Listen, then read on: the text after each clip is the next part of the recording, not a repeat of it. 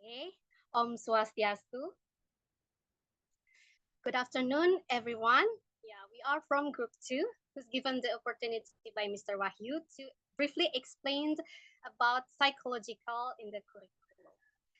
So, next. Next, Cynthia.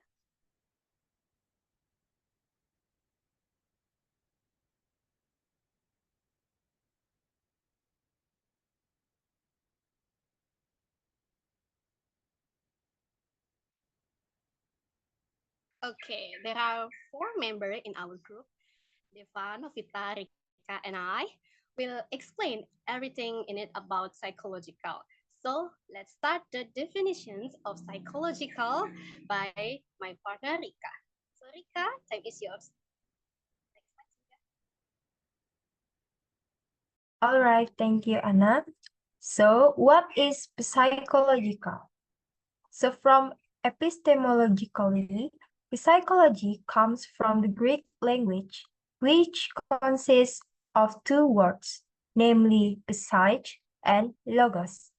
So, psyche is the soul and logos is science. So, psychology is a science that studies the human soul.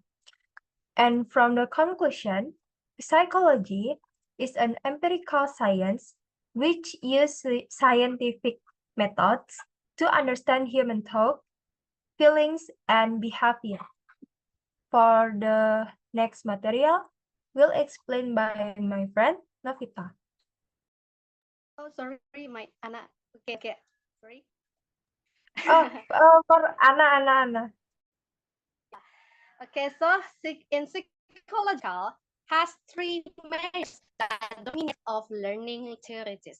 As you can see in the slide, yeah, number first is behaviorist that relates to reward and punishment, and number 2 is cognitive that relates to brain work that uh, development students critical thinking, and the last humanistic. So for the next slide, Cynthia. Okay, this is my material. Is talk about behaviorism. So what is behaviorism? As you can see in the slide, behaviorism focuses on observable behaviors, students, and how students are learned through environmental stimuli and consequence. It's positive that learning is a change in behavior resulting from environmental interactions rather than internal mental. So, behaviorisme ini fokusnya itu ke perilaku yang bisa diamati atau diukur. Jadi yang secara nyata jelas kita bisa lihat secara pandangan kita dan tidak bisa diukur psikis atau mentalnya siswa. Penganut behaviorisme ini juga percaya bahwa setiap manusia dibentuk oleh pengalaman dan lingkungan, bukan faktor bawaan atau kehendak bebas. So, bayangkan aja, if we get something pleasant, what we call reward, after doing something that we have done, we certainly to repeat behavior. Kalau kita dapat sesuatu yang diberikan reward, otomatis kita langsung mengulang behavior itu. And then, if in other hand, if we have done something unpleasant, we tend to get a punishment. For example, some student had punishment from she led to doing homework. So she got that nilai jelek gitu, bad grade. Next slide. Next slide, Cynthia. Okay, in behavior, there are 3 key concepts. Yeah. So, and the first one is classical conditioning. According to Pavlov, classical conditioning is learning through association, where a neutral stimulus becomes associated with a naturally occurring stimulus. Eventually, eliciting a similar response in a classroom setting. Associating this might involve associating a positive experience with a specific learning activity to increase student engagement. For example, students are doing the assignment in the classroom with music provided with the aim that students provide a good response to the stimulus provided. Jadi, murid diberikan stimulus berupa mendengarkan lagu sambil belajar, sambil mengerjakan tugas di kelas. And then over time goes by, students begin to familiarize. Jadi terbiasa students learning with while listening to music. Jadi student terbiasa dengan bawaan belajar sambil mendengarkan musik. And then they say that this way is effective to relax and less sleepy while we are learning. Jadi students memberikan respon yang baik. Bahwasannya kalau stimulus rangsangan dari efek pemberian musik saat belajar itu bagus untuk mereka untuk mengurangi tidur.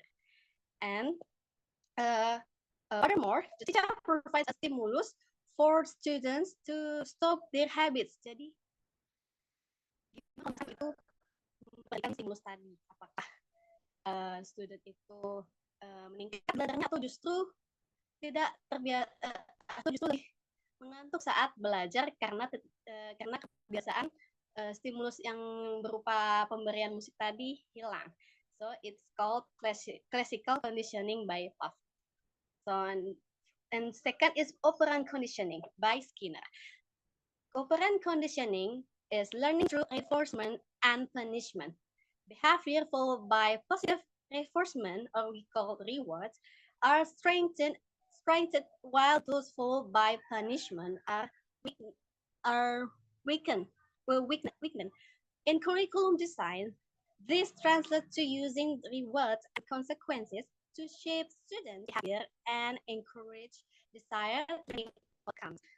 So, for example, jadi di sini operant conditioning itu adalah bagi Skinner itu adalah di mana siswa itu diberikan dua pilihan antara rewards dan juga punishment sesuai dengan apa yang dilakukan oleh siswa itu sendiri. For example, a teacher applies the principle of rewards and punishment in teaching.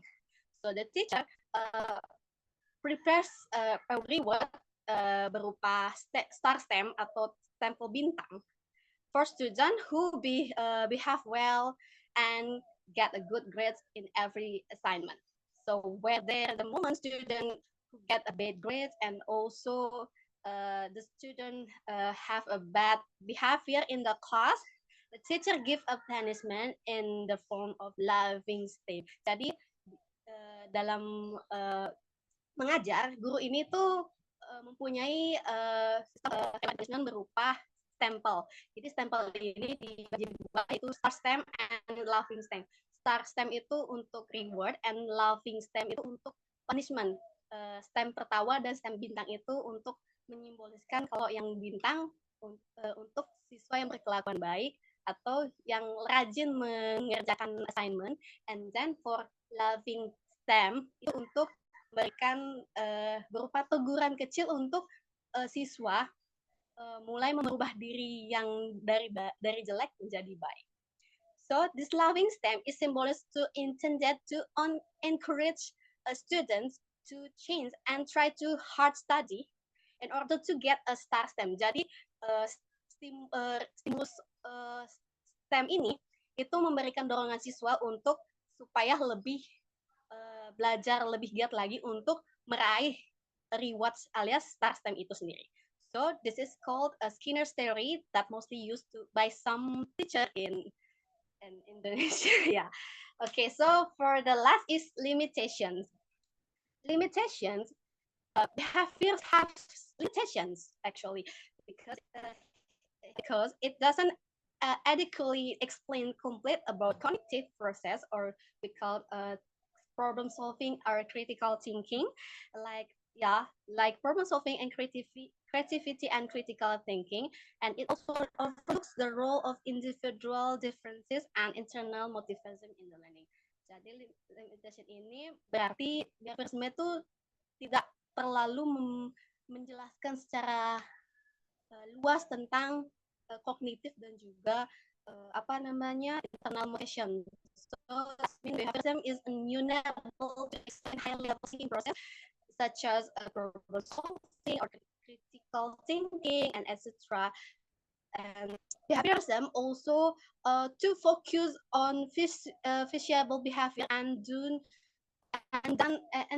don't pay enough about attention, complex, or mental process. Jadi behavior ini hanya fokus kepada perilaku atau sesuatu tindakan yang bisa diamati dan diukur. Jadi untuk mental proses atau kayak keadaan fisikis itu tidak dijelaskan secara jelas oleh behavior ini. Okay. So for my explanation about behaviorist, slide will be explained by my partner Novita. Novita, time is yours. All right. Thank you, Anna. And so I will explain what is the cognitive psychology. So cognitive psychology is the emphasize the mental process involved in learning, such as perceptions and memory and problem solving in learning. So cognitive is focused on the teaching development strategies that encourage students to critical thinking or analyze and evaluation, and metacognition is like thinking about on touch. It means like the student have to give on opinion like that. So it's make them critical thinking. And then for the next slide, please. All right, so there are three principles of cognitive development in the curriculum. The first is development of Piaget stages of cognitive development. It means this teacher have to focus on when the science, the curriculum have to appropriate their age. For example, it's like focus on sensory like that. And then the second is adapt teaching strategies to accommodate students' development levels, such as using symbolic tools. It's mean like it's kayak, for example, symbolic tools itu membuat mereka akan critical thinking seperti itu, mereka akan mendebaknya. And for the last is provide appropriate for students to be actively involved with the content. It means like the student have to active when the teacher give her. It's like build their own understanding. And for example, I will give you the example. A teacher gives students an assignment to solve a problem. In this case, study in the material, where students will participate in giving their opinions to each other. It's make like itu akan membangun critical thinking yang mereka miliki. And in this cognitive psychology case study, the teacher will see or let the student understanding process carry out the conversation. And the next slide will be continue with my friends. Devi, time is yours. Okay, thank you for the time, Novita. So now I will explain the humanistic psychology. Humanistic psychology is basically the essence of psychology, where we mainly focus with the students' relationship, culture, community, and student well-being in learning activities.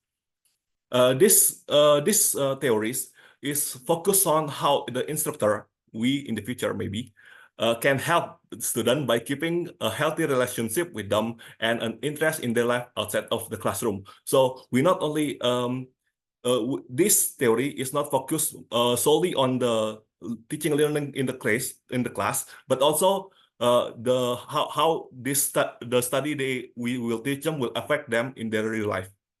That's all for this. Next slide, please. So there are three main points that can be brought to this theory, which the first one is the social background of the student.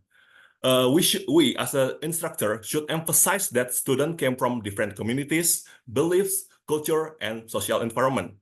So as an instructor, we should embrace it by maybe including those various culture in the teaching and learning activities and allowing the students to interact with the students from other communities background and environment so that they can get a better understanding of how the work outside of their communities work and operate.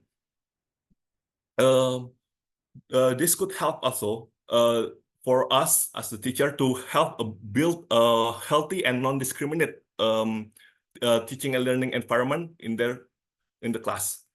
For the second point is interpersonal relationship. We as a teacher should build a interpersonal relationship with our student to bond with them so that we can get know them better as a person, not just as a student.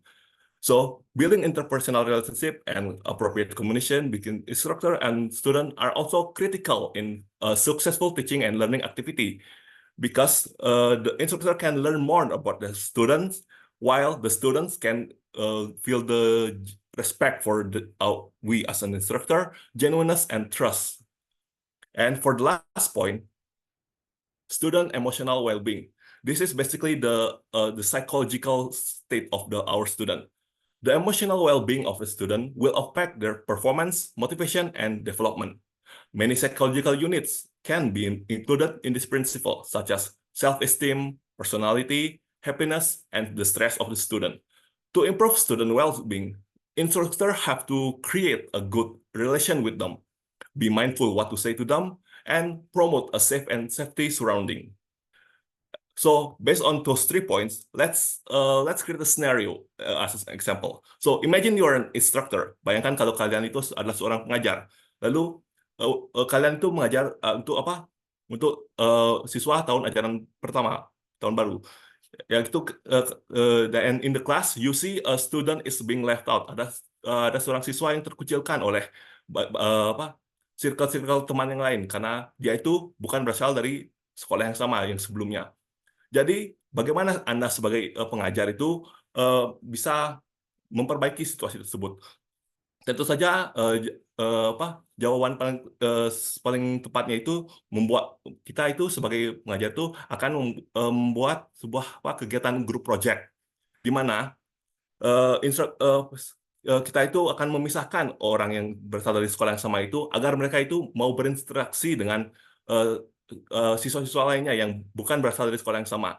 Itu bisa membantu mereka untuk membentuk suatu relation yang baru dalam kelas itu. Karena tentu saja kedepannya ini mereka itu akan jadi teman kelas. Jadi ada baiknya mereka itu kenal satu sama lain di awal dari tahun ajaran mereka.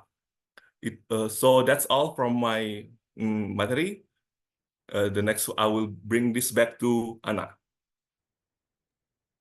Okay, Deva, thanks for explaining a lot about humanistics. So we in the end of the meeting. So thank you very much for everyone who being our audience. We apologize to some mistakes in it, and if you feeling conscious about the material, you can use the raise hand feature, and this, or also you can type in the chat box. Okay, I'll closing this presentation with Om Santi Santi. Thank you so much.